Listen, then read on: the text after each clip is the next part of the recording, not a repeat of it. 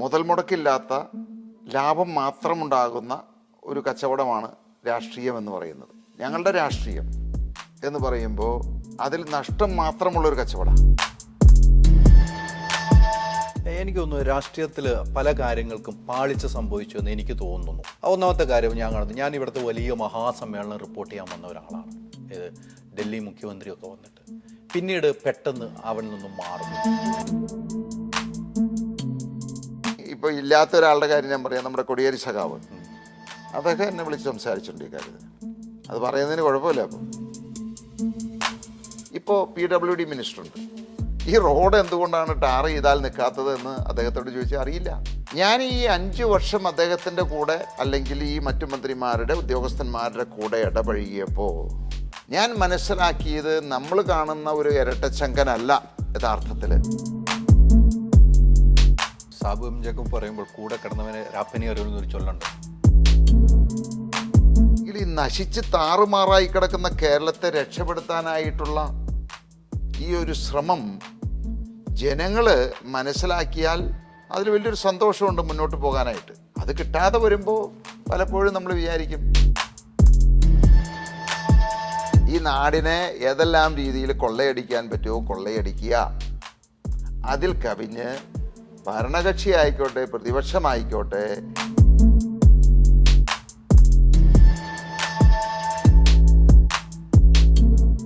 ഓക്സിജനിൽ വമ്പിച്ച വിലക്കുറവുമായി കേരളം കൂളാകും AC discount sale. Oxygen, the cooling expert.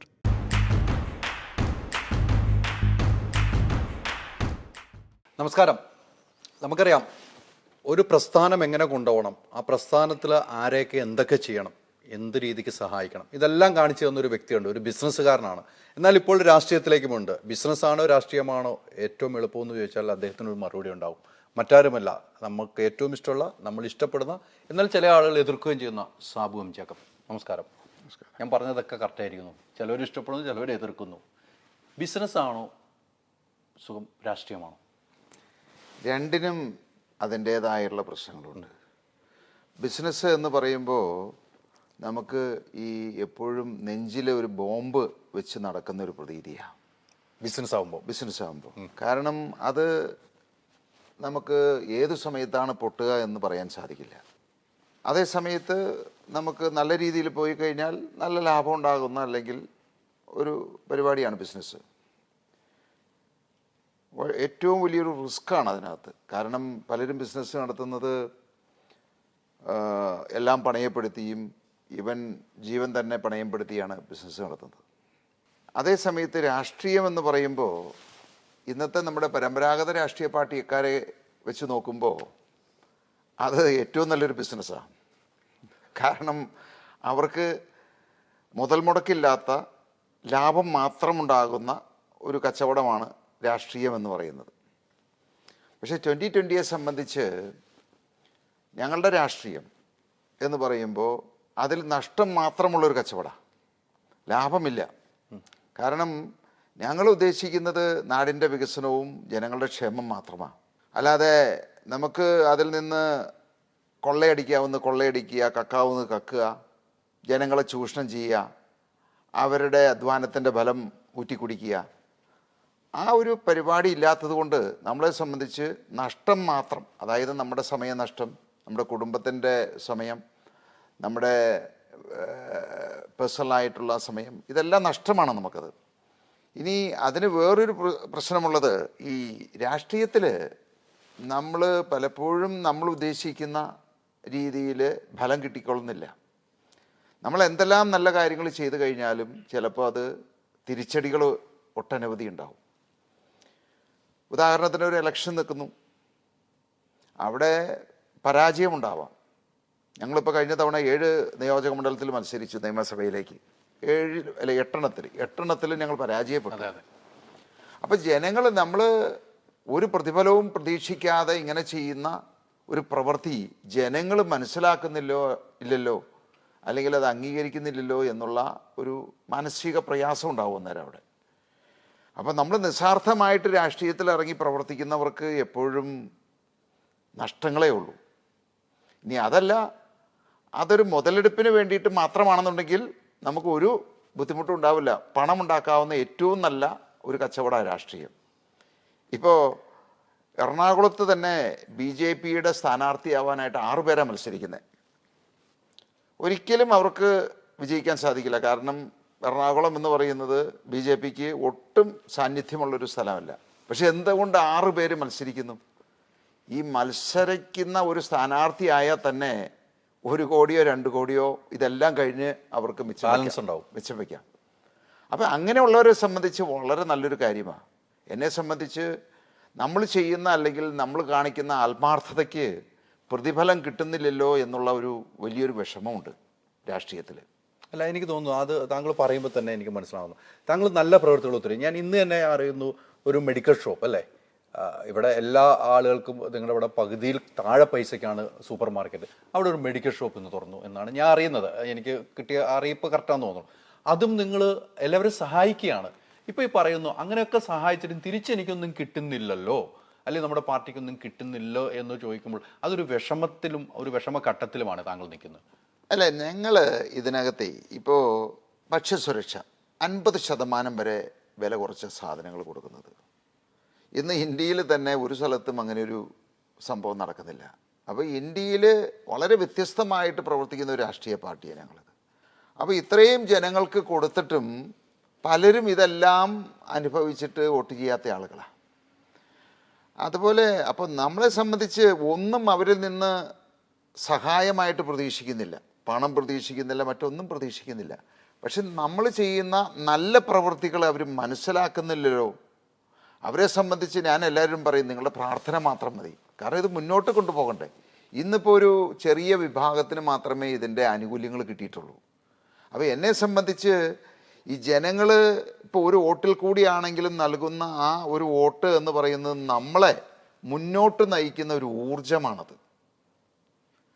നമ്മൾ നല്ല പ്രവൃത്തികൾ ജനങ്ങൾക്ക് വേണ്ടിയിട്ട്, ഈ നാടിന് വേണ്ടിയിട്ട്, അല്ലെങ്കിൽ ഈ നശിച്ച് താറുമാറായി കിടക്കുന്ന കേരളത്തെ രക്ഷപ്പെടുത്താനായിട്ടുള്ള ഈ ഒരു ശ്രമം ജനങ്ങൾ മനസ്സിലാക്കിയാൽ അതിൽ വലിയൊരു സന്തോഷമുണ്ട് മുന്നോട്ട് പോകാനായിട്ട്. അതൊരു വലിയൊരു ഊർജം തന്നെയാണത്. അത് കിട്ടാതെ വരുമ്പോൾ പലപ്പോഴും നമ്മൾ വിചാരിക്കും നമ്മൾ ഇത്രയും കാര്യങ്ങൾ ചെയ്തിട്ട് എന്തുകൊണ്ട് ജനങ്ങൾ മനസ്സിലാക്കുന്നില്ല എന്ന്. വേണ്ട എന്ന് തോന്നി തുടങ്ങി. അങ്ങനെയൊന്നും ഒരിക്കലും തോന്നിയിട്ടില്ല. കാരണം ഇപ്പോൾ നമുക്കറിയാം, നമ്മളിപ്പോൾ പഞ്ചായത്തുകളിലൊക്കെ മത്സരിച്ച പഞ്ചായത്തുകളൊക്കെ നമ്മൾ വിജയിച്ചിട്ടുണ്ട്. നിയമസഭയിലേക്ക് വിജയിച്ചില്ല. പക്ഷേ ഇന്ന് എനിക്ക് തോന്നുന്നു ഇപ്പോൾ ഈ തവണ പാർലമെൻറ്റിൽ, കാരണം ജനങ്ങൾ മടുത്തു. 2 മുന്നണികളെ കൊണ്ടും LDFനെയും UDFനെയും കൊണ്ടും മടുത്തിരിക്കുകയാണത്. അപ്പോൾ നമ്മൾ വിചാരിക്കും എന്തുകൊണ്ട് ഇതൊക്കെ ഇവർ തന്നെയല്ലേ വോട്ട് ചെയ്ത് ജയിപ്പിച്ചതെന്ന്. എൻ്റെ ഒരു അഭിപ്രായത്തിൽ നിവൃത്തികേട് കൊണ്ട് ഏതെങ്കിലും മുന്നണിക്ക് വോട്ട് ചെയ്യാൻ വിധിക്കപ്പെട്ട ഒരു ജനസമൂഹമാണ് മലയാളിയുടേത്. അവരെ സംബന്ധിച്ച് ഒരു ഓപ്ഷനില്ല. LDFനെ വിജയിപ്പിക്കുന്നു, 5 വർഷം അവരെ സഹിക്കുന്നു. അവർ മടുക്കുമ്പോൾ UDFനെ വിജയിപ്പിക്കുന്നു, അവരെയും സഹിക്കുന്നു. കാരണം ഒന്നും അവർക്ക് ലഭിക്കുന്നില്ല എന്നുള്ളതാണത്. അപ്പോൾ ഇപ്പോൾ അവരുടെ മുന്നിൽ വലിയൊരു ഓപ്ഷൻ വന്നിരിക്കുക. മൂന്നാമതൊരു മുന്നണി, അഴിമതിയില്ലാതെ, കളവില്ലാതെ, കൊള്ളയില്ലാതെ ഒരു മുന്നണി വന്നിരിക്കുക. അപ്പോൾ ഇത്തവണ അത് പാർലമെൻറ്റിൽ തീർച്ചയായിട്ടും അതിൻ്റെ ഒരു വലിയൊരു മാറ്റം വരുമെന്നാണ് ഞാൻ വിചാരിക്കുന്നത്. ഒരിക്കലും മനസ്സിൽ വിഷമം തോന്നാറുണ്ട്. കാരണം ജനങ്ങൾ നമ്മൾ ചെയ്യുന്ന പ്രവൃത്തികൾ അത് പൂർണ്ണമായിട്ടും അംഗീകരിക്കുന്നില്ലോ, മനസ്സിലാക്കില്ലോ എന്ന് വരുമ്പോൾ, പക്ഷേ ഒരിക്കലും അത് വേണ്ട എന്ന് മനസ്സിൽ തോന്നിയിട്ടില്ല. കാരണം ഇതൊക്കെ ജീവിതത്തിൻ്റെ ഒരു ഭാഗമാണത്. നമ്മളിപ്പോൾ ബിസിനസ് നടത്തിയാലും ശരി, ഏത് ഇതിലായാലും ശരി, തടസ്സങ്ങളുണ്ടാവാം, പരാജയങ്ങളുണ്ടാവാം. പക്ഷെ അതിൽ നിന്ന് ഒളിച്ചോടിക്കഴിഞ്ഞാൽ നമ്മളോട് ഒത്തു നിൽക്കുന്ന അല്ലെങ്കിൽ നമ്മളെ സ്നേഹിക്കുന്ന ഒട്ടനവധി ആളുകളുണ്ട്. അവരെ നമ്മൾ നിരാശപ്പെടുത്തുന്ന ഒരു പ്രവൃത്തിയായിരിക്കും. അതുകൊണ്ട് എനിക്ക് ഒരിക്കലും അങ്ങനെ ഒളിച്ചോടാൻ സാധിക്കില്ല. വേണ്ടാന്ന് വെക്കാനും സാധിക്കില്ല. ഇപ്പം 2 മണ്ഡലങ്ങളിൽ മത്സരിക്കുന്നത് അല്ലേ, പാർലമെന്റ് 2 മണ്ഡലം, എറണാകുളത്തും ചാലക്കുടിയിലുമാണ് മത്സരിക്കുന്നത് അല്ലേ. എന്തുകൊണ്ട് 2 മതി എന്ന് വെക്കാനുള്ള കാരണം? അതിപ്പോൾ ഞങ്ങൾ ഈ 2021 ഞങ്ങൾ സജീവമായിട്ട്, അതായത് നിയമസഭയിലേക്ക്, കേരള രാഷ്ട്രീയത്തിലേക്ക് ഇറങ്ങണം എന്ന് തീരുമാനിച്ചു മത്സരിച്ചത്. അപ്പോൾ അന്ന് ഞങ്ങൾ മത്സരിക്കുമ്പോൾ ഞങ്ങളുടെ ഏറ്റവും വലിയ ഒരു ന്യൂനത എന്ന് പറയുന്നത്, ഞങ്ങൾക്ക് ഈ പറയുന്ന നിയോജക മണ്ഡലത്തിലൊന്നും ഒരു സംഘടനാ സംവിധാനമോ ഈവൻ ഒരു മെമ്പർഷിപ്പ് പോലും ഉണ്ടായിരുന്നില്ല. 21 ശേഷമാണ്, ഈ 3 വർഷക്കാലമാണ് ഞങ്ങൾ സംഘടനാ സംവിധാനം ശക്തിപ്പെടുത്തിയത്. അതിപ്പോൾ എറണാകുളത്ത് 100% തന്നെയായെന്ന് പറയാം. അതുപോലെ ഇടുക്കി, പത്തനംതിട്ട, കോട്ടയം, തൃശ്ശൂരെല്ലാം നമുക്ക് ഏതാണ്ട് 80% സംഘടനാ സംവിധാനം എത്തിയിട്ടുണ്ട്. മറ്റ് ജില്ലകളിലൊക്കെ ഭാഗികമായിട്ട് ഞങ്ങൾ പതുക്കെ അതിൻ്റെ സംഘടനാ സംവിധാനം കൊണ്ടുവന്നുകൊണ്ടിരിക്കുകയാണ്. അപ്പോൾ ഇത് ഞങ്ങളെ സംബന്ധിച്ച് ഈ എല്ലാ സീറ്റുകളിലും മത്സരിക്കാൻ തീരുമാനിച്ചതിന് ശേഷം സ്ഥാനാർത്ഥികളെ അന്വേഷിക്കുകയല്ല ചെയ്യുന്നത്. രാഷ്ട്രീയക്കാരൊക്കെ അങ്ങനെ ചെയ്യുന്നത്. അവർക്ക് സ്ഥാനാർത്ഥികൾക്ക് ഒരു പന്നവുമില്ല. ഞങ്ങളെ സംബന്ധിച്ച് ഞങ്ങൾ ഉദ്ദേശിക്കുന്ന യോഗ്യതയുള്ള ആളുകളെ കിട്ടിയാൽ മാത്രമേ അവിടെ നിർത്തൂ. ഇപ്പം നമുക്കറിയാം 20 പേര് എല്ലാ തവണയും ഇവിടുന്ന് ജയിപ്പിച്ച് വിടുന്നുണ്ട്. മലയാളം പോലും പറയാൻ അറിയില്ലാത്ത ആളുകൾ പലരും പാർലമെൻറ്റിൽ പോയിട്ടുണ്ട്. എന്ത് നമുക്ക് ചെയ്യാൻ സാധിക്കും? എന്തായിരിക്കും കേരളത്തിന് അവർക്ക് കോൺട്രിബ്യൂട്ട് ചെയ്യാൻ പറ്റുക? അപ്പോൾ അങ്ങനെ ഒരു രീതി ഞങ്ങൾ ഉദ്ദേശിക്കുന്നില്ല. അപ്പോൾ ഞങ്ങളെന്താണ്, നല്ല വിദ്യാഭ്യാസമുള്ള ആളുകൾ, പ്രായം കുറഞ്ഞവർ, സ്ത്രീകൾ, അങ്ങനെയുള്ള ആളുകളെ, യോഗ്യതയുള്ളവരെ കിട്ടിയാൽ മാത്രമേ മത്സരിപ്പിക്കൂ. അപ്പോൾ ഞങ്ങളിതിപ്പോൾ ആദ്യമായിട്ടാണ് പാർലമെൻറ്റിലേക്ക് മത്സരിക്കുന്നത്. അപ്പോൾ ആദ്യമായിട്ട് 2 സീറ്റുകളിൽ ഞങ്ങൾക്ക് ഏറ്റവും ശക്തിയുള്ള 2 സീറ്റുകളിൽ മത്സരിക്കുക. തുടർന്ന് അതിൽ വിജയം കൈവരിച്ചു കഴിഞ്ഞാൽ വരുന്ന നമ്മുടെ ത്രിതല പഞ്ചായത്ത് തെരഞ്ഞെടുപ്പിലും തുടർന്ന് 140 നിയമസഭാ മണ്ഡലങ്ങളിലേക്കും മത്സരിക്കുക എന്നുള്ളൊരു തീരുമാനമെടുത്തിരിക്കുന്നത്. എനിക്ക് തോന്നുന്നു രാഷ്ട്രീയത്തിൽ പല കാര്യങ്ങൾക്കും പാളിച്ച സംഭവിച്ചു എന്ന് എനിക്ക് തോന്നുന്നു. ഒന്നാമത്തെ കാര്യം ഞാൻ കാണുന്നു, ഞാൻ ഇവിടുത്തെ വലിയ മഹാസമ്മേളനം റിപ്പോർട്ട് ചെയ്യാൻ വന്ന ഒരാളാണ്. ഇത് ഡൽഹി മുഖ്യമന്ത്രിയൊക്കെ വന്നിട്ട് പിന്നീട് പെട്ടെന്ന് അവനിൽ നിന്നും മാറുന്നു. എന്തുകൊണ്ട് മാറിയെന്ന് താങ്കൾ വിശദീകരിച്ചിട്ടുണ്ട്. ഇല്ല എന്ന് ഞാൻ പറഞ്ഞില്ല, നമുക്ക് ഒത്തുപോകാൻ കഴിയില്ല. അപ്പോൾ തേടുമ്പോൾ നമ്മൾ അദ്ദേഹത്തിൻ്റെ പോകുമ്പോൾ നമ്മൾ ഇതൊന്നും പഠിക്കാതെ എന്തുകൊണ്ട് സാബു എന്ന് പറയുന്ന ഈ മഹാവ്യക്തി പോകുന്നു? അതിൽ ഇപ്പോൾ ഞങ്ങൾ ഈ പറയുന്ന അദ്ദേഹവുമായിട്ടുള്ള ഒരു അലയൻസ് ഉണ്ടാക്കുന്ന സമയത്ത് ഉള്ള സാഹചര്യമല്ല അതിനുശേഷം ഉണ്ടായത്. ഞങ്ങൾ അലയൻസ് ഉണ്ടാക്കുന്ന സമയത്ത് ഡൽഹിക്ക് പുറമെ പഞ്ചാബ് പിടിക്കുന്നു. അങ്ങനെ ഇന്ത്യ മുഴുവൻ, ലോകം മുഴുവൻ അദ്ദേഹത്തെ പറ്റി സംസാരിക്കുന്നു, AAP പറ്റി സംസാരിക്കുന്നു. നല്ലത് മാത്രമേ ഉണ്ടായിരുന്നുള്ളൂ. ഞങ്ങളുടെ ആ ഒരു സഖ്യം വന്നതിന് ശേഷമാണ് 1-2 മാസം കഴിഞ്ഞപ്പോഴാണ് ആ ഒരു ലിക്വർ സ്കാം വന്നത്. വലിയൊരു അഴിമതി കഥയാണ് പുറമെ വന്നത്. അതിനോടടുത്ത് പലരും അറസ്റ്റിലാകുന്നു. അങ്ങനെയുള്ള പല സംഭവങ്ങളും ഉണ്ടായി. അതിനേക്കാളൊക്കെ ഉപരി പിന്നീടാണ് ഞങ്ങൾക്ക് മനസ്സിലായത് ഇദ്ദേഹത്തിന് നമ്മുടെ പ്രത്യേകിച്ച് LDFുമായിട്ട് ഒരു ചായ്വുണ്ട്, അവരോട് ഒരു രഹസ്യ സൗഹൃദമുണ്ട് എന്നുള്ളത്. കേരളത്തിൽ LDF അല്ലെങ്കിൽ കമ്മ്യൂണിസ്റ്റ് പാർട്ടി എന്ന് പറയുന്നത് പൊതുവേ ഇവിടെയാണല്ലോ, കേരളത്തിലല്ലേ ഉള്ളൂ. കേരളം വിട്ട് കഴിഞ്ഞാൽ മറ്റ് സംസ്ഥാനങ്ങളിലൊന്നും ഉണ്ടായിരുന്നു, ഇപ്പോൾ ഇല്ലല്ലോ. അപ്പോൾ അത് മനസ്സിലാക്കിയത്. അപ്പോൾ അതിൻ്റെ ഏറ്റവും വലിയൊരു എക്സാമ്പിളാണ് ഇപ്പോൾ അടുത്ത നമ്മളുടെ മുഖ്യമന്ത്രിയും മന്ത്രിമാരും ഒക്കെ ഡൽഹിയിൽ സമരം നടത്തിയപ്പോൾ ഈ 2 മുഖ്യമന്ത്രിമാരെ വന്നുള്ളൂ. സ്റ്റാലിൻ പോലും വന്നില്ല. ഇവർ 2 പേരും 2 സൈഡിലായിട്ട് തോളത്ത് കൈയിട്ട് നിൽക്കുന്നു. അപ്പോൾ ആ ബന്ധം ഊട്ടി ഉറപ്പിക്കുന്ന ഒരു സംഗതിയായിരുന്നു. അപ്പം ഞങ്ങൾ അതിനെപ്പറ്റി പഠിച്ച് എല്ലാം മനസ്സിലാക്കിയതിന് ശേഷമാണ് അന്ന് അലയൻസ് ഉണ്ടാക്കിയത്. പക്ഷെ പിന്നീടുള്ള പ്രവർത്തനങ്ങളിൽ അവർക്ക് കേരളത്തിൽ LDFിനോട് എതിരായിട്ട് മത്സരിക്കാനോ LDFിനെതിരായിട്ട് സംസാരിക്കാനോ ഉള്ള താല്പര്യം കേന്ദ്ര നേതൃത്വത്തിന് ഇല്ല എന്നുള്ള കാര്യം ഞങ്ങൾ മനസ്സിലാക്കിയത്. അപ്പം ഞങ്ങളിവിടെ ഉയർത്തിക്കാട്ടുന്ന രാഷ്ട്രീയമെന്ന് പറയുന്നത് മുഴുവനായിട്ടും ഇവിടുത്തെ ഇപ്പോഴത്തെ അഴിമതിയും ഭരണത്തിനെതിരെയുള്ള ഒരു യുദ്ധമാണ് ഞങ്ങൾ നടത്തുന്നത്. അപ്പോൾ അതിന് അനുകൂലമായിട്ടുള്ളൊരു നിലപാട് എടുക്കുന്ന ഒരു പാർട്ടിയുമായിട്ട് അലയൻസ് എടുത്തു കഴിഞ്ഞാൽ ഒരിക്കലും അത് പ്രയോജനപ്പെടില്ല എന്ന് തോന്നിയതുകൊണ്ടാണ് ഞങ്ങളത് നിർത്തിയത്. അത് പിന്നീട് സംസാരിച്ചിരുന്നു. എന്തായാലും ഇത് ഒരുമിച്ച് പോകാൻ വേണ്ടി ഡൽഹി പോവുകയും മുഖ്യമന്ത്രിയെ കാണുകയൊക്കെ ചെയ്ത് പിന്നീട് ഇത് വേണ്ട എന്ന് വെക്കുമ്പോൾ അദ്ദേഹമായിട്ട് താങ്കൾ സംസാരിച്ചിരുന്നു? ഞാൻ ഇതുമായിട്ട് സംസാരിക്കാൻ പല തവണ അദ്ദേഹവുമായിട്ട് ബന്ധപ്പെടാൻ ശ്രമിച്ചു. അതുകൂടാതെ പാർട്ടി നേതൃത്വമായിട്ട് ബന്ധപ്പെടാനായിട്ട് ശ്രമിച്ചു. പക്ഷേ അവിടെ ഒന്നും വളരെ ഒരു പോസിറ്റീവായിട്ടുള്ള ഒരു തീരുമാനം അവരെടുത്തില്ല. അതിനൊരു അനുവാദം പോലും അവർ തരാത്തൊരു സാഹചര്യമായിരുന്നു. അപ്പോൾ എനിക്ക് പൂർണ്ണമായിട്ട് ബോധ്യമായി ഇതൊരിക്കലും മുന്നോട്ട് പോകില്ല. കേരളത്തിൽ AAP വളർത്തുന്നതിന് കേന്ദ്ര നേതൃത്വം ആഗ്രഹിക്കുന്നില്ല എന്ന് എനിക്ക് മനസ്സിലായി. അതുകൊണ്ട് തന്നെ വേണ്ട എന്ന് വെച്ചു. ആ നിമിഷത്തിൽ തന്നെ വേണ്ടാമെന്ന് വിചാരിച്ചു. മറ്റൊരു പ്രധാനപ്പെട്ട എനിക്ക് തോന്നുന്നു മുഖ്യമന്ത്രി പിണറായി വിജയൻ അല്ലേ, മുഖ്യമന്ത്രി പിണറായി വിജയനുമായിട്ട് താങ്കളുടെ അച്ഛനാണെങ്കിലും താങ്കൾക്ക് നല്ല സൗഹൃദം ഉണ്ടായിരുന്ന വ്യക്തിയാണ്. നല്ല സൗഹൃദം, എൻ്റെ കാഴ്ചയോട് ഞാൻ പഠിച്ചിരിക്കുന്ന അങ്ങനെയാണ്. നല്ല സൗഹൃദം. എന്തുകൊണ്ട് പെട്ടെന്ന് ആ സൗഹൃദം ഇല്ലാതായി? ഇപ്പം ഈ പറഞ്ഞതുപോലെ തന്നെയാണ്, പെട്ടെന്ന് സൗഹൃദം ഇല്ലാതായി. എനിക്ക് അദ്ദേഹത്തെ 2005 മുതലാണ് ഞങ്ങളുടെ ബന്ധം തുടങ്ങിയത്. അദ്ദേഹം ചികിത്സയ്ക്കായി എൻ്റെ അച്ഛൻ്റെ അടുത്ത് വരുന്നു. അങ്ങനെ 19 വർഷത്തെ ബന്ധം. 19 എന്ന് പറയാൻ പറ്റില്ല, 2021 ഞങ്ങൾ ആ ബന്ധം അവസാനിപ്പിച്ചു എന്നുള്ളതാണത്. അപ്പോൾ 2016 അദ്ദേഹം അധികാരത്തിലേറുമ്പോൾ നമുക്കറിയാം, എന്നെപ്പോലെ തന്നെ ഈ കേരളം മുഴുവൻ ചർച്ച ചെയ്തൊരു വിഷയമാണ് ഇത്രയും നല്ലൊരു മുഖ്യമന്ത്രി ഇരട്ട ചങ്കൻ, അതായിരുന്നു അദ്ദേഹത്തെ വിശേഷിപ്പിച്ചിരുന്നത്. അത്ര തൻ്റെ ഇടത്തോടെ ഏതൊരു കാര്യവും പാർട്ടി ചട്ടക്കൂട്ടിൽ നിൽക്കാതെ സ്വതന്ത്രമായിട്ട് പ്രവർത്തിക്കുന്ന കമ്മ്യൂണിസ്റ്റ് പാർട്ടിയുടെ ഒരു ആദ്യത്തെ നേതാവായിരുന്നു എന്നാണ് എനിക്ക് തോന്നിയത്. കാരണം ഇതിനു മുമ്പ് നയനാരുമൊക്കെ ഭരിച്ചപ്പോൾ പാർട്ടി എഴുതി കൊടുക്കുന്നത് മാത്രം വായിക്കുകയും പ്രവർത്തിക്കുകയും ചെയ്തിരുന്നവരായിരുന്നു. പക്ഷേ VS-ഉം അതെ.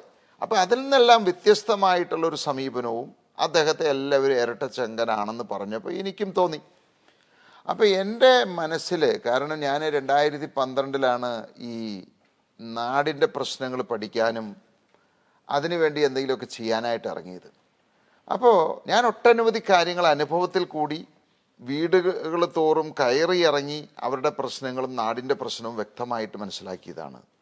ഇപ്പോൾ കൃഷി എന്തുകൊണ്ട് ഇവിടെ നമുക്ക് നല്ല രീതിയിൽ നടത്താൻ സാധിക്കുന്നില്ല, അല്ലെങ്കിൽ നമ്മുടെ റോഡുകളുടെ ശോചനീയാവസ്ഥ എന്തുകൊണ്ടാണത്, എന്താണ് നമ്മുടെ ഈ പഞ്ചായത്തുകളിൽ നിന്ന് കിട്ടുന്ന സേവനത്തിൻ്റെ പ്രശ്നങ്ങൾ എന്താണ്, അങ്ങനെ ജനങ്ങളെ സംബന്ധിച്ച് നാടിനെ സംബന്ധിച്ചുള്ള എല്ലാ വിവരങ്ങളും അത് പ്രായോഗികമായിട്ട് നടന്ന് പഠിച്ച് ചോദിച്ച് മനസ്സിലാക്കിയ ഒരാളാണ്. അപ്പോൾ അതിൽ നിന്ന് ഒരുപാട് മാറ്റങ്ങൾ വരുത്തിയാൽ മാത്രമാണ് ഈ നാട് നന്നാവുകയുള്ളൂ എന്നെനിക്ക് തോന്നി.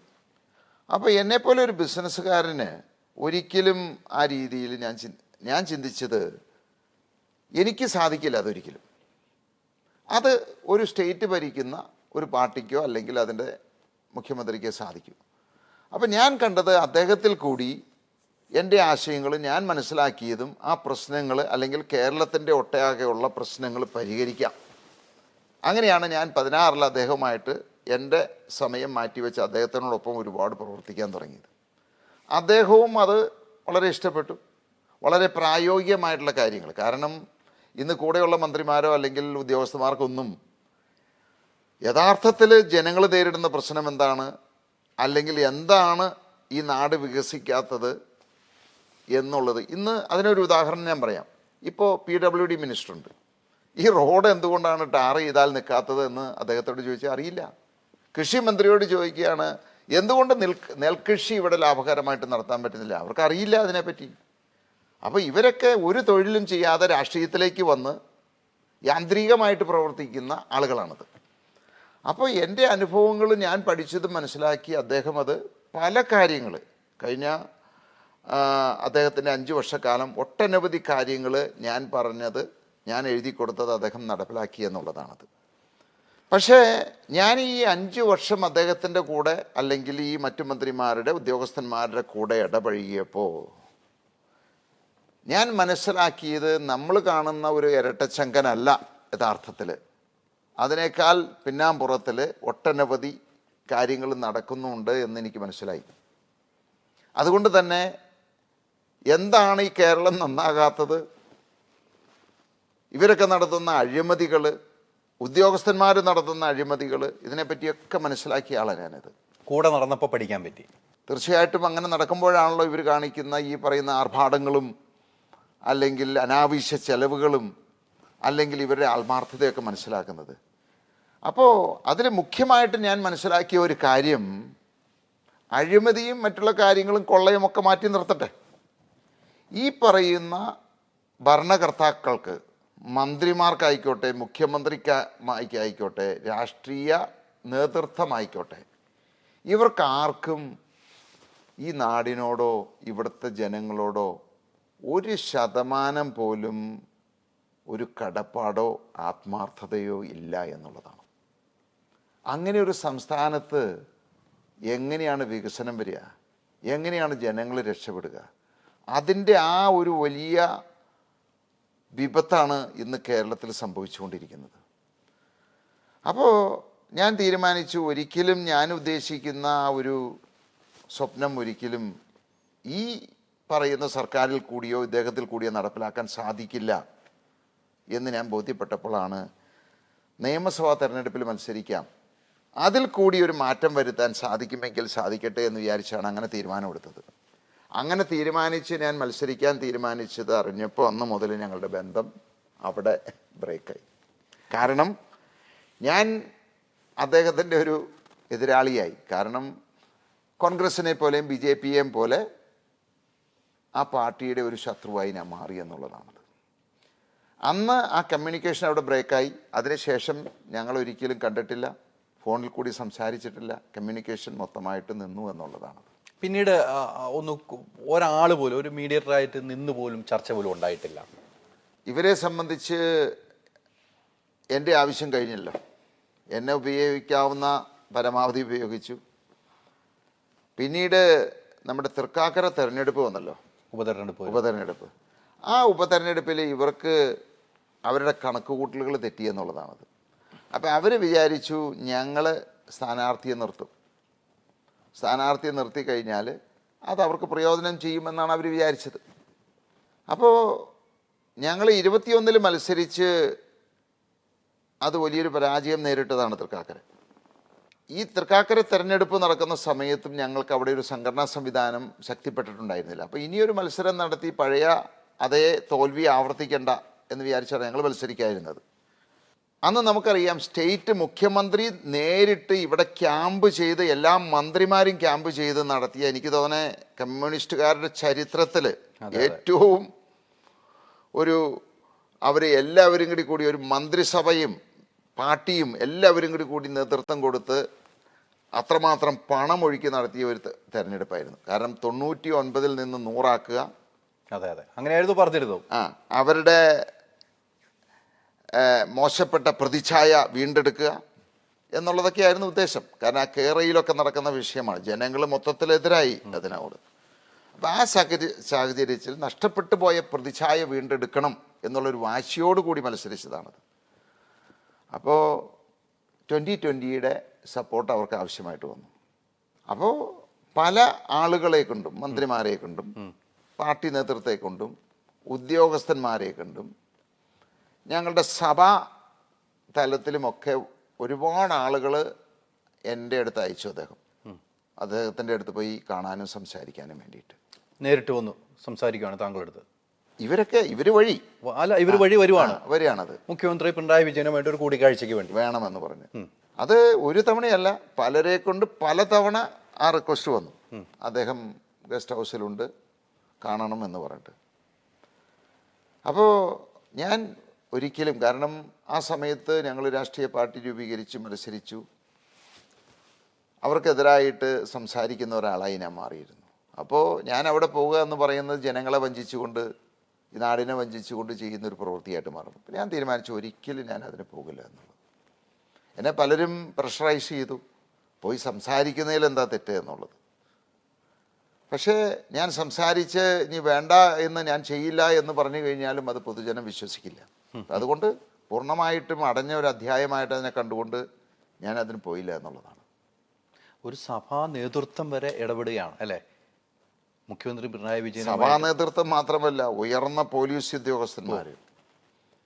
പേരെടുത്ത് പറയാൻ ആരും അത് പറയുന്നത് ശരിയല്ലല്ലോ. അല്ല, താങ്കൾ പല കാര്യങ്ങൾ പറയുമ്പോഴും പല ഇന്റർവ്യൂവിൽ ഞാൻ കാണുന്നു, താങ്കൾ ഒരാളുടെ പേരെടുത്ത് പറയാൻ എന്താണോ താങ്കൾ പിന്നോട്ട് പോകാറുണ്ടെന്ന് എനിക്ക് തോന്നുന്നു. ഞാൻ സ്വാഭാവികമായിട്ട് ചോദിക്കുന്നതാണ്. താങ്കൾക്ക് ഒരാളുടെ പേര്, സഭാ നേതൃത്വം മാത്രമല്ല, രാഷ്ട്രീയ നേതാക്കൾ വരുന്നു, പോലീസ് ഉദ്യോഗം, ഒരാളുടെ പേര് താങ്കൾ. സഭാ നേതൃത്വം പറയുന്നതിന് കുഴപ്പമില്ല, ഒരേ ഒരാളുള്ളൂ, തമ്പു, ഞങ്ങളുടെ സഭയുടെ സെക്രട്ടറിയാണ്. എനിക്കറിയാം, തമ്പുനെ എനിക്കറിയാം, അറിയാം.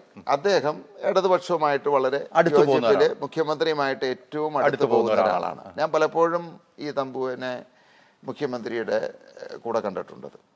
പക്ഷേ ഈ ഗവൺമെൻറ് ഉദ്യോഗസ്ഥന്മാരെ, പ്രത്യേകിച്ച് പോലീസ് ഉദ്യോഗസ്ഥന്മാരെ, അവരൊക്കെ ഒരു സുഹൃത്ത് ബന്ധത്തിൽ നമ്മളുമായിട്ട് സംസാരിക്കുന്നതാണ്.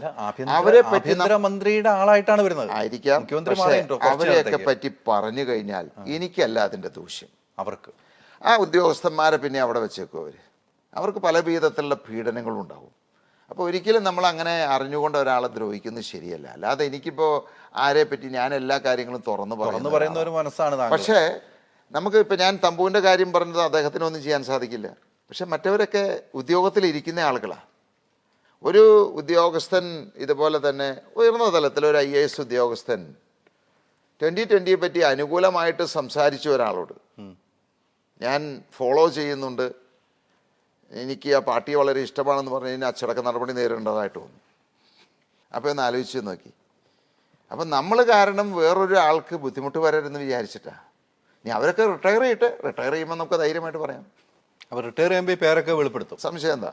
ഒരു മാറ്റവും ഇല്ല. അതിന് പറയാം. അവരെ ഇപ്പോൾ ഉപദ്രവിക്കാൻ നമ്മൾ ഉദ്ദേശിക്കുന്നില്ല. നമ്മളാൽ പറഞ്ഞ് അവർക്കൊരു ബുദ്ധിമുട്ടുണ്ടാകില്ല. അതുകൊണ്ട് മാത്രം പേര് വെളിപ്പെടും. അപ്പോൾ എല്ലാവരും സമീപിച്ചിരുന്നു എന്നുള്ള കാര്യം പാർട്ടിയിലെ ഉന്നതന്മാരെ സമീപിച്ചു. ഇല്ലെങ്കിൽ ഇനിയിപ്പോൾ താങ്കൾ പറഞ്ഞ തെറ്റാണ് നിഷേധിക്കട്ടെ. ഇപ്പോൾ ഇല്ലാത്ത ഒരാളുടെ കാര്യം ഞാൻ പറയാം. നമ്മുടെ കൊടിയേരി സഖാവ് അതൊക്കെ എന്നെ വിളിച്ച് സംസാരിച്ചിട്ടുണ്ട് ഈ കാര്യത്തിന്. അത് പറയുന്നതിന് കുഴപ്പമില്ല. അപ്പോൾ പക്ഷേ ഇപ്പോൾ പാർട്ടിയിലുള്ള മറ്റാളുകളുടെ പേര് പറയുന്നത് ശരിയല്ല. ഈ ജില്ലാ കമ്മിറ്റിയൊക്കെ ഇടപെട്ടിട്ടുണ്ടാവും അല്ലേ? ജില്ലാ കമ്മിറ്റി അതിൽ ഇടപെട്ടില്ല. കാരണം ആദ്യം മുതൽ തന്നെ എതിരായിരുന്നു. എന്നെ ഏറ്റവും കൂടുതൽ ആക്രമിച്ചവരവരാണല്ലോ. പക്ഷെ അതിലൊക്കെ ഉയർന്ന ഒട്ടനവധി ആളുകളാണ് കേന്ദ്ര കമ്മിറ്റി അംഗങ്ങൾ. അതെ, അവർക്കൊക്കെ ഒരു പ്രസക്തി ഇല്ലല്ലോ അവിടെ. കൊടിയേരി സഖാവ് ഒത്തിരി ശ്രമിച്ചു അല്ലേ? അതിന് ശ്രമിച്ചതാണ്. ഇല്ലാത്തവരുടെ പേര് നമുക്ക് അദ്ദേഹമൊക്കെ മരണപ്പെട്ടു പോയല്ലോ. അപ്പോൾ ആ പേര് പറയാമല്ലോ. പക്ഷേ താങ്കളുടെ ഒരു മനസ്സിപ്പോഴേ മനസ്സിലായി ഇവരെ ഉപദ്രവിക്കേണ്ട, ഇവർക്കൊരു ബുദ്ധിമുട്ടുണ്ടാകാതിരിക്കാൻ വേണ്ടി മാത്രമാണ് പേര് പറയാത്തത്. ഈ പാർട്ടിയിൽ തന്നെ നമ്മൾ വിചാരിക്കും കമ്മ്യൂണിസ്റ്റ് പാർട്ടിയിൽ അങ്ങനെയുള്ള പ്രശ്നങ്ങളൊന്നുമില്ല എന്ന്. ഈ ഇദ്ദേഹത്തിൻ്റെ പ്രവൃത്തികളെ അല്ലെങ്കിൽ മുഖ്യമന്ത്രിയുടെ പ്രവൃത്തികളെ ഇഷ്ടപ്പെടാത്ത ഒട്ടനവധി ആളുകളുണ്ട്. പക്ഷേ നമുക്ക് അവരുടെയൊക്കെ പേര് പറയാൻ പറ്റുമോ? അവരെ ആ പാർട്ടിയിൽ വെച്ചേക്കുമോ? മനസ്സ് തുറന്ന് ഒട്ടനവധി കാര്യങ്ങൾ ഇദ്ദേഹത്തിൻ്റെ ചെയ്തികളെ അല്ലെങ്കിൽ ആ കുടുംബത്തിൻ്റെ ചെയ്തികളെ പറ്റി വിമർശിക്കുന്ന, ഇഷ്ടപ്പെടാത്ത ഒട്ടനവധി ആളുകളുണ്ട്. പക്ഷേ അദ്ദേഹം ഒരു രാജാവിനെ പോലെ ഒരു പാർട്ടി സംവിധാനത്തിലല്ല പോകുന്നത്. അതുക്ക് മേലെ ഒരാളില്ല എന്നുള്ളതാണത്. കേന്ദ്ര കമ്മിറ്റി അംഗങ്ങൾ പോലും അദ്ദേഹത്തിന് കീഴിൽ അദ്ദേഹത്തെ ഭയപ്പെട്ടാണ് പോകുന്നത്. അങ്ങനെ ഒരു സാഹചര്യത്തിൽ ആരെങ്കിലും എന്തെങ്കിലും പ്രതികരിച്ചാൽ അവരുടെ അവസ്ഥ എന്തായിരിക്കും? അല്ല, സാബു എം ജേക്കബ് പറയുമ്പോൾ കൂടെ കിടന്നവന് രാപ്പനി അറിയുന്നൊരു ചൊല്ലുണ്ട്. 5 വർഷക്കാലം ഒരേ വാഹനത്തിൽ ഒരുമിച്ച് യാത്ര ചെയ്തതാണ്, ഒത്തിരി കാര്യങ്ങൾ ഇടപെട്ടാണ്. അപ്പോൾ താങ്കൾ പറയുമ്പോൾ കുറേയൊക്കെ വിശ്വാസത്തിൽ എടുക്കേണ്ടതായി വരും. താങ്കൾ ഈ പറയുന്ന പോലെ എന്തുകൊണ്ട് ഇതൊന്നും മുതലാക്കാൻ പോലും സാധിക്കാത്തൊരു പ്രതിപക്ഷം ചിന്തിച്ചിട്ടുണ്ടോ? ഇതിലേ നമ്മൾ ഇപ്പോൾ നിയമസഭയിൽ പ്രതിപക്ഷം ശക്തമായിട്ട് എതിർക്കുന്നു, വലിയ പ്രശ്നങ്ങളുണ്ടാവുന്നു, സഭയിൽ നിന്ന് ഇറങ്ങിപ്പോകുന്നു, നടുക്കളത്തിലിരുന്ന് സമരം ചെയ്യുന്നു, പുറത്തിരുന്ന് സമരം ചെയ്യുന്നൊക്കെ നമ്മൾ കണ്ടിട്ടുണ്ട്. അത് കഴിഞ്ഞ് വൈകുന്നേരമാകുമ്പോൾ ഇവരെല്ലാവരും ഒരു സ്ഥലത്തിരുന്ന് ബിരിയാണി കഴിക്കുന്നത് നമ്മൾ കണ്ടിട്ടുണ്ട്. അപ്പോൾ ഇതൊക്കെ നമ്മളെ ഒരു പ്രഹസനമാണത്.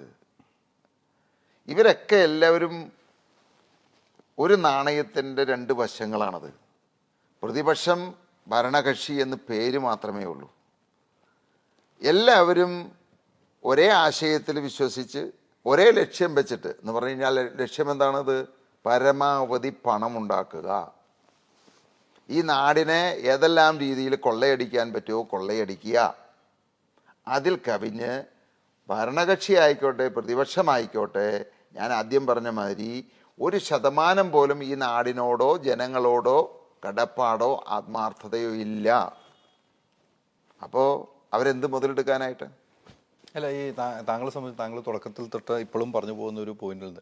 താങ്കളുടെ നാവ് ശത്രുവായി എന്ന് തോന്നുന്നുണ്ടോ ചില സമയങ്ങളിൽ? ഇതിൽ ഞാൻ ഒരു വേദികളിലും എഴുതി വായിക്കാറോ അല്ലെങ്കിൽ മറ്റുള്ളവർ പറഞ്ഞു തരുന്നത് പറയാനോ ഞാൻ ശ്രമിച്ചിട്ടില്ല. ഇപ്പോൾ മുഖ്യമന്ത്രിയുടെ തന്നെ പ്രസംഗം നോക്കുക, എല്ലാം മറ്റുള്ളവർ എഴുതി കൊടുക്കുന്നു, അദ്ദേഹം വായിക്കുന്നു. EK നായനാരായാലും അതുപോലെ തന്നെയായിരുന്നു. അതിന് വേണ്ടിയിട്ട് പാർട്ടി ഒരാളെ നിയോഗിച്ചിട്ടുണ്ട്, ആ നിയോഗിച്ചിരിക്കുന്ന ആളെ എഴുതി കൊടുക്കുന്ന കാര്യം വായിക്കുന്നവരായിരുന്നു. അദ്ദേഹം അതാണോ എന്ന് എനിക്കറിയില്ല, പക്ഷേ എഴുതി വായിക്കുകയാണ് ചെയ്യുന്നത്. ഞാൻ ഒരിക്കലും അദ്ദേഹം സ്വന്തമായിട്ട് പ്രസംഗിക്കുന്ന കണ്ടിട്ടില്ല. പക്ഷെ ഞാൻ എപ്പോഴും പ്രസംഗിക്കുന്നത് എൻ്റെ ഹൃദയത്തിൽ നിന്ന് വരുന്ന കാര്യങ്ങളാണ്. അവിടെ ഒന്നും ആലോചിക്കേണ്ട കാര്യങ്ങളില്ല. എൻ്റെ മനസ്സിൽ ശരിയായിട്ടുള്ള കാര്യങ്ങൾ, ഹൃദയത്തിൽ നിന്ന് പറയുന്ന കാര്യങ്ങൾ, അത് യാഥാർത്ഥ്യങ്ങളാണത്. നമുക്കൊരു കാര്യം എഴുതി വായിക്കേണ്ടി വരുന്ന എപ്പോഴാണത്? നമ്മൾ അതിനെ യാന്ത്രികമാക്കി തെറ്റായിട്ടുള്ള കാര്യങ്ങൾ പറഞ്ഞ് ഫലിപ്പിക്കാൻ തുടങ്ങുമ്പോഴാണ് നമ്മൾ അങ്ങനെ ശ്രമിക്കേണ്ടത്. അപ്പോൾ എൻ്റെ നാക്കല്ല, എൻ്റെ ഹൃദയത്തിൽ നിന്നാണ് അത് വരുന്നത്. അപ്പോൾ ഞാൻ പറയുന്ന കാര്യങ്ങൾ എനിക്ക് മനപ്പാഠം പഠിക്കേണ്ട കാര്യങ്ങളില്ല, മറ്റുള്ളവർ പറഞ്ഞു തരേണ്ട കാര്യങ്ങളില്ല. ഞാൻ നേരിട്ട് കണ്ട് മനസ്സിലാക്കി ബോധ്യപ്പെട്ടിരിക്കുന്ന കാര്യങ്ങളാണ് ഞാൻ പറയുന്നത്. അതിനെൻ്റെ നാക്കിനെ കുറ്റം പറയേണ്ട കാര്യമില്ല. അതുകൊണ്ട് തന്നെ ഒട്ടനവധി ആളുകൾ എന്നെ ഇഷ്ടപ്പെടുന്നുണ്ട് എന്നുള്ളതാണ്. കൂടുതൽ ഇഷ്ടപ്പെടുകയാണ് ചെയ്യുന്നത്. കാരണം എൻ്റെ പ്രസംഗം കേൾക്കുന്ന ആളുകൾക്ക് അതിൻ്റെ ആത്മാർത്ഥത മനസ്സിലാകും. പിന്നെ എന്നെ എതിർക്കുന്ന രാഷ്ട്രീയ പാർട്ടിക്കാർ ഞാൻ എന്ത് പറഞ്ഞു കഴിഞ്ഞാലും അതിനെ വിമർശിക്കുകയുള്ളൂ, അവരത് നല്ലതായി കാണില്ല. പക്ഷെ നിഷ്പക്ഷമായിട്ട് ചിന്തിക്കുന്ന ഒരാൾക്ക് എൻ്റെ സംസാരം കേട്ട് കഴിഞ്ഞാൽ, ഇനിയിപ്പോൾ എൻ്റെ എന്നല്ല, നമുക്ക് നിങ്ങളൊക്കെ അതിനുള്ള പരിചയം ഉണ്ടായിരിക്കാം. ഒരാൾ സംസാരിക്കുമ്പോൾ അത് ശരിയാണോ തെറ്റാണോ എന്ന് നമുക്കൊക്കെ ബോധ്യപ്പെടും. കാരണം ആ സംസാരത്തിൻ്റെ ഭാഷയും ബോഡി ലാംഗ്വേജും കണ്ടാൽ നമുക്ക് മനസ്സിലാവും അത്.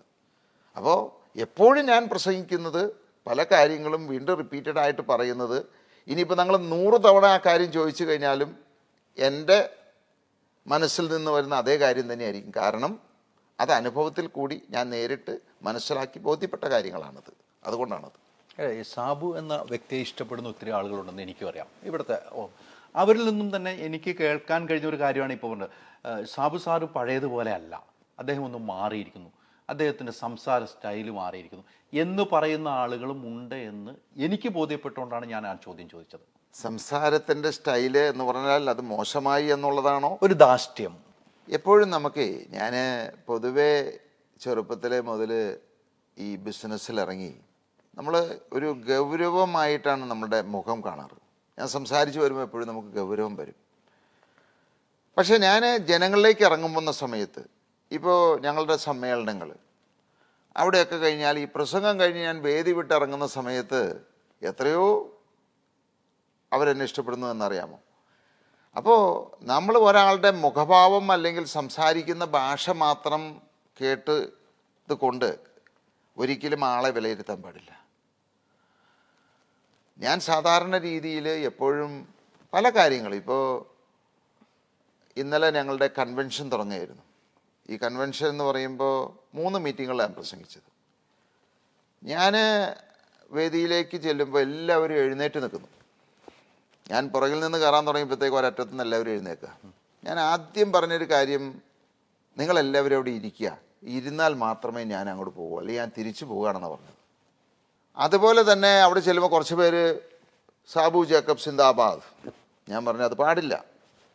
ഇന്നത്തെ മീറ്റിങ്ങുകളിലൊക്കെ ഞാൻ കൃത്യമായിട്ട് നിർദ്ദേശം കൊടുത്തിട്ടുണ്ട്, ഞാൻ വരുന്ന സമയത്ത് ഒരു ആൾ പോലും എഴുന്നേൽക്കാൻ പാടില്ല.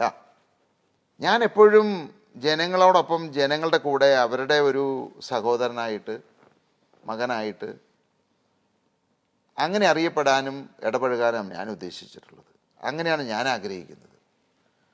ഇപ്പം നമുക്കറിയാം, മുഖ്യമന്ത്രിയൊക്കെ പോകുന്ന സമയത്ത് അല്ലെങ്കിൽ അദ്ദേഹത്തിൻ്റെ അടുത്തൊരു ഫോട്ടോ എടുക്കണമെങ്കിൽ ആരെങ്കിലും ചോദിച്ചാൽ അവൻ്റെ കഥ കഴിയും ചിലപ്പോൾ. ഞാൻ ഇന്നലെ ഇപ്പോൾ അവസാന സമ്മേളനം കഴിഞ്ഞപ്പോൾ ഏതാണ്ട് 1 മണിക്കൂർ അവിടെ നിന്ന് ഫോട്ടോ, ഞാൻ പറയാം എല്ലാവരും ഫോട്ടോ എടുത്തിട്ട് ഇനിയിപ്പോൾ എത്ര പാതിരാത്രി ആയാലും ശരി എല്ലാവരും എടുത്ത് അവസാന ആളുകളും ഫോട്ടോ എടുത്തതിന് ശേഷം ഞാൻ ഈ വേദി വിട്ട് പോകുള്ളൂ എന്ന് പറഞ്ഞു.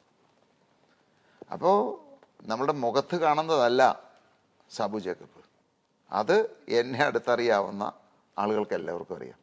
ഇപ്പോൾ ഒരു സെലിബ്രിറ്റി ആണല്ലേ, ഈ രാഷ്ട്രീയത്തിലേക്ക് ഇറങ്ങിയില്ലായിരുന്നു ഇത്രയും സെലിബ്രിറ്റി അല്ല. ബിസിനസ്സുകാരനായിട്ട് ഇരുന്ന് കഴിഞ്ഞാൽ ഒരു വലിയ സെലിബ്രിറ്റി ആകില്ലായിരുന്നു താങ്കൾ. എനിക്ക് തോന്നുന്നത്, എന്നെ ഈ പറയുന്ന മാതിരി ജനങ്ങൾ എൻ്റെ സംസാരം കേൾക്കാനും അല്ലെങ്കിൽ എന്നെ വിമർശിക്കാനും ഒക്കെ തുടങ്ങിയപ്പോഴാണ് ഞാൻ പ്രസിദ്ധമായത്. അത് ഏറ്റവും കൂടുതൽ ഞാൻ ഈ നിലയിലാക്കിയത് ഈ ഇടത് മുന്നണിയും പ്രത്യേകിച്ച് ശ്രീനിജനും ഒക്കെയാണ്. കാരണം എൻ്റെ കമ്പനികൾ തുടർച്ചയായിട്ട് റെയ്ഡ് ചെയ്യാനും അതിനെ ആക്രമിക്കാനും ഒക്കെ തുടങ്ങി. അതിനെ തുടർന്നുണ്ടായ സംഭവവികാസങ്ങളൊക്കെയാണ് എന്നെ ഇന്ന് ഇന്ത്യ ഒട്ടാകെ അറിയുന്നതിനും. അപ്പൊ അവരുടെ സ്നേഹമുണ്ടല്ലേ? അല്ല, അതിന് എപ്പോഴും നമ്മൾ താങ്കളെ അറിയിച്ചല്ലോ, പുറംലോകം അറിയിച്ചല്ലോ. അല്ല, അതിൻ്റെ പൂർണ്ണമായിട്ടുള്ള ക്രെഡിറ്റ് ഇവർക്കാ, ഈ അടുത്ത് സർക്കാരിന്. കാരണം ഇന്ന് ലോകത്തിൽ എവിടെ ചെന്ന് കഴിഞ്ഞാലും, എനിക്കിപ്പോൾ എവിടെ യാത്ര ചെയ്താലും, അമേരിക്കയിലായിക്കോട്ടെ ദുബായിലായിക്കോട്ടെ, 100 പേര് മലയാളി എവിടെയെങ്കിലും ഉണ്ടെങ്കിൽ എന്നെ തിരിച്ചറിഞ്ഞിരിക്കും. ആ ഒരു സാഹചര്യത്തിലേക്ക് വന്നു. അത് ഇവരാണത് ആ ഒരു സാഹചര്യം ഒരുക്കിയത്. ഇവർ നമുക്ക് ചെയ്ത ഏറ്റവും വലിയ ഉപകാരം അതായിരിക്കും. നമ്മൾ എപ്പോഴും ഇതൊന്നും ആഗ്രഹിച്ചിട്ടല്ല ഞാൻ രാഷ്ട്രീയത്തിട്ട് ഇറങ്ങിയത്. പ്രസിദ്ധമാകണം, അല്ലെങ്കിൽ നമുക്ക് അതുകൊണ്ടൊരു പ്രശസ്തി കിട്ടണം എന്ന് വിചാരിച്ചുകൊണ്ടല്ല നമ്മൾ ഇറങ്ങുന്നത്. പക്ഷെ അതൊക്കെ സ്വാഭാവികമായിട്ട് നടന്നൊരു സംഭവമാണ്. അതിനുവേണ്ടിയല്ല ഞാൻ പ്രവർത്തിക്കുന്നത്. എല്ലാവരും ആഗ്രഹിക്കുന്നത് മന്ത്രിയാവണം, മുഖ്യമന്ത്രിയാവണം, അല്ലെങ്കിൽ MP ആവണം, MLA ആവണം. ഇതൊന്നും എനിക്ക് ആഗ്രഹമുള്ള ആളല്ല. ഞാൻ എപ്പോഴും വളരെ ഒതുങ്ങി, ആരും അറിയാതെ, അല്ലെങ്കിൽ കഴിയുന്നതും ഒതുങ്ങി ജീവിക്കാൻ ആഗ്രഹിക്കുന്ന ഒരാളാണ്. ഇപ്പോൾ എനിക്ക് ഒരു എയർപോർട്ടിലോ അല്ലെങ്കിൽ എവിടെ യാത്ര ചെയ്യാനും വലിയ ബുദ്ധിമുട്ടാണ്. കാരണം 100 കണക്കിന് ആളുകൾ, എല്ലാവരും പരിചയക്കാരാണ്. മലയാളി ഉണ്ടെങ്കിൽ അവരെല്ലാവരും എൻ്റെ അടുത്ത് വരും, അപ്പോൾ സംസാരിക്കും. എല്ലാവരും, അപ്പോൾ നമുക്ക് ഒരു രീതിയിലും എവിടെയും നടക്കുമ്പോൾ നമുക്ക് ഒതുങ്ങി ജീവിക്കാൻ പറ്റാത്തൊരു സാഹചര്യത്തിട്ട് പോയി. മുഖ്യമന്ത്രി പിണറായി വിജയൻ്റെ മോളുമായിട്ട് ബന്ധപ്പെട്ട ഒരു കേസുണ്ടായിരുന്നു. അന്ന് താങ്കൾ പറഞ്ഞത്, എന്നെ ജയിലിൽ അടച്ചാൽ ഒരാഴ്ചക്കുള്ളിൽ മുഖ്യമന്ത്രിയുടെ മകളും ജയിലിലാകും. എന്തിൻ്റെ അടിസ്ഥാനത്തിലാണ് പറഞ്ഞത്? TM ജേക്കബ് സാറ് മരിച്ച് അദ്ദേഹത്തിൻ്റെ വീട്ടിൽ ഞാൻ പോവുകയാണ്. ഈ മകള് അവിടെ നിന്ന് എന്നോട് 1 മിനിറ്റ് ഒന്ന് കാണണമെന്ന് പറഞ്ഞു. അച്ചാച്ചൻ എപ്പോഴും പറയുമായിരുന്നു ഞങ്ങളോട്, യാതൊരു പ്രതിഫലവും പ്രതീക്ഷിക്കാതെ നമ്മളെ സഹായിച്ചിരിക്കുന്ന ഒരേ ഒരാൾ സാബുച്ചേട്ടനാണ്. ഇപ്പോൾ എനിക്ക് ഇവിടെ വെച്ചത് പറയണമെന്ന് തോന്നിയത് ഞാൻ അതുകൊണ്ട് പറഞ്ഞതാണെന്ന് പറഞ്ഞു. ഇത് 2020 എന്ന് പറയുന്നത് ഒരു അവസാന ബസ്സാണ് കേരളത്തെ സംബന്ധിച്ച്. ജനങ്ങൾ അത് മനസ്സിലാക്കി ചിന്തിച്ചില്ല എന്നുണ്ടെങ്കിൽ നഷ്ടപ്പെടുന്നത് 2020 പാർട്ടിക്കോ അതിന് നേതൃത്വം കൊടുക്കുന്ന സാബു ജേക്കബിനല്ല. കോൺഗ്രസിൽ നിന്നാണല്ലോ കൂടുതൽ ആളുകൾ BJPയിലേക്ക് പോകുന്നത്. ഇന്നത്തെ രീതിയിൽ LDFും UDFും മാറി മാറി ഭരിച്ചുകൊണ്ടിരുന്നു കഴിഞ്ഞാൽ ഇനി ഒരു 20 വർഷം മുന്നോട്ട് പോകട്ടെ, കേരളത്തിൽ മലയാളി ഉണ്ടാവില്ല. ഇത്രയൊക്കെ സംഭാവനകൾ ഞങ്ങൾ ഇവർക്കൊക്കെ കൊടുത്തിട്ടുണ്ടെങ്കിലും 1 രൂപയുടെ പോലും ഒരു സഹായമോ പ്രതിഫലമോ ഇതുവരെ ഞങ്ങൾ ആരിൽ നിന്നും ചോദിച്ചിട്ടുമില്ല, വാങ്ങിയിട്ടുമില്ല. ആർക്ക് വേണമെങ്കിലും പരിശോധിക്കാം. ഇവരുടെയൊക്കെ രക്തത്തിൽ ഇത് കലർന്ന് ചേർന്നിരിക്കുന്നതാണത്. ഇവർക്കൊന്നും ഒരിക്കലും ആശയപരമായിട്ട് 2020 ഇന്ന് വിഭാവന ചെയ്യുന്ന ആ ഒരു രീതിയിലേക്ക് വരാൻ സാധിക്കില്ല. നമ്മൾ പറയില്ലേ, പഴയ വീഞ്ഞ് പുതിയ കുപ്പിയിൽ എന്ന് പറയില്ലേ, എന്താ വ്യത്യാസം? അപ്പോൾ ഇപ്പോഴാണ് സുപ്രീം കോടതിയൊക്കെ ഇടപെട്ടിരിക്കുന്നത്. ഞങ്ങൾ എന്ന് ഇലക്ട്രൽ ബോണ്ട് മേടിച്ചോ അന്ന് ആ ക്വാർട്ടറിലെ റിസൾട്ടിൽ ഇത് പബ്ലിഷ് ചെയ്തിട്ടുണ്ട്.